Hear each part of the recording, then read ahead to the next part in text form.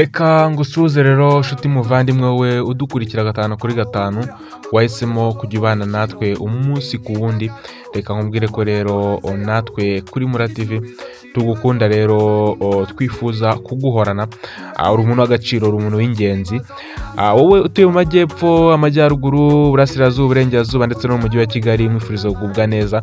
Ndetse nawe uherereye muri diaspora aho wabereye hose igihugu waburimo cyose, umve ko ngusuhuje mwifuriza kuzagira umwaka mushya muri 2025. Uzakubera umwaka w'ishya n'ihirwe, uzakubere umwaka w'imigisha y'uburyo bwose. Rero muri kano kanya tuje tubabwira amakuru atandukanye agezweho muri siporo, ariko uyu munsi muri twabateguriye ni inkuru ku bintu byinshi mwamutaramenye ku mukino wa Rayon Sport ndetse na APR FC. Ani imikino yabaye muri weekend duteye umugongo. Umukino rero wahuje Rayon Sport na APR FC ukabera muri stade Amahoro, wabereye mu dushya cyane rero ku ruhande rw'abafana, ariko nanone rero wabereye umubirizi kuri bamwe mu banyamakuru bamaze iminota igera kuri 30 yose muri asaseri bayihezemo, nyuma yuko rero asaseri ibapfiriyeho. Kuwa gatandatu rero tariki 7 z'ukwezi kwa 12 2024 ni umunsi rero utazibagirana ku banyarwanda benshi, kuko habayeho umukino ukomeye muri shampiyona y'ikiciro cya mbere mu Rwanda wahuje rero equipe ya Rayon Sport ndetse na APR FC. Gusa asaseri itwara abantu muri stade Amahoro yari igezemo abanyamakuru barimo n'abakorera ikinyamakuru cyitwa inyarwanda.com. Ikibazo rero cya asaseri yo muri stade Amahoro ijya ipfa rero ugasanga abayirimo bayihezemo.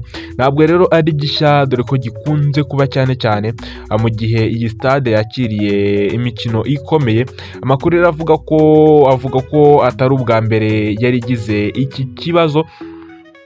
Rero kuwa gatandatu nubwo rero ntabwo rero iki kibazo cyarabaye, ubwo abanyamakuru 5 bajyaga muri iki cyuma kizamura abantu rero kizwi nka asaseri. Ubwo rero bashakaga kujya aho bagenewe kwicara, ubwo iyi asaseri yazamukaga igeze kuri nivo ya 2 uvuye rero mu nyubako ya mbere izwi nka ground floor. Yahise rero isubira hasi nta neguza.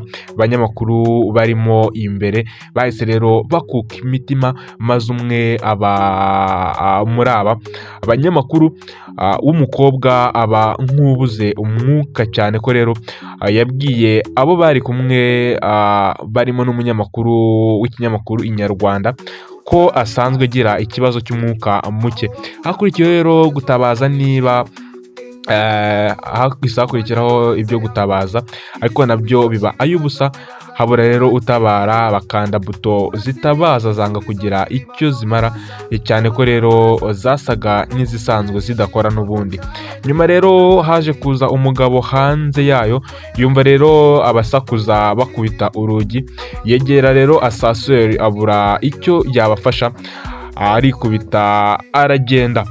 Nyuma rero haje kuza undi yumva urusaku, ahamagara nimero y'ubutabazi yari imbere muri asaseri, ayibwirwa n'abari imbere b'abanyamakuru. Gusa rero kumvikana byari ibyabanje kwanga, kuko rero amajwi yasohokaga atumvikana neza. Nyuma rero yuko kubona ubutabazi bigoranye, abanyamakuru ubwoba bwakomeje kubataha. Icyokere cyari cyabarenze, bamera nk'abanyagiwe, cyane ko rero icyo cyuma ntihagenewe umwuka. Icyo cyuma mbese n'ahantu kigira umwuka ushobora kuba watambukira. Nyuma y'iminota 20 haje umukozi ukorera muri iyo stade, aratabazwa nawe avuga ko agiye gushaka abaza gutabara, gusa agenda muti wamerezayo. Abanyamakuru rero bamaze kwiheba, umuriro waje kugenda, ibibazo bikomeza kubabera ibibazo.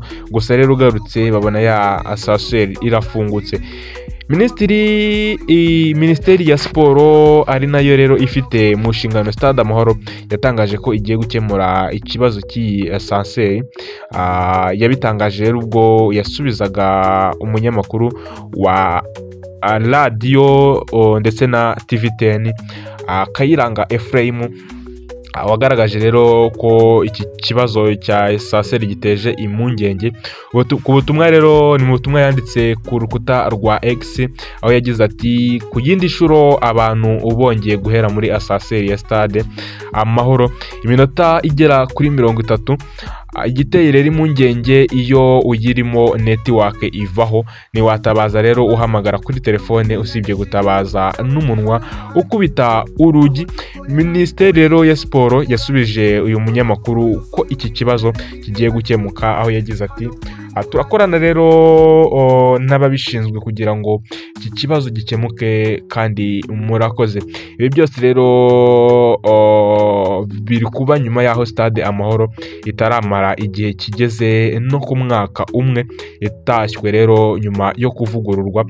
Stade Amahoro iherutse rero kuberamo umukino wahuje Rayon Sport ndetse na APR FC.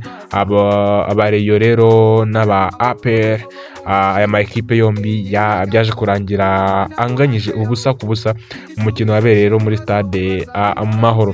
Nguko rero nibyo byaranze rero uriya mukino, n'aya makuru ababaje yaranze uriya mukino, aho abantu rero bari bifashe impungenge bibaza ikiri bukurikire, ariko rero Imana itabarira igihe.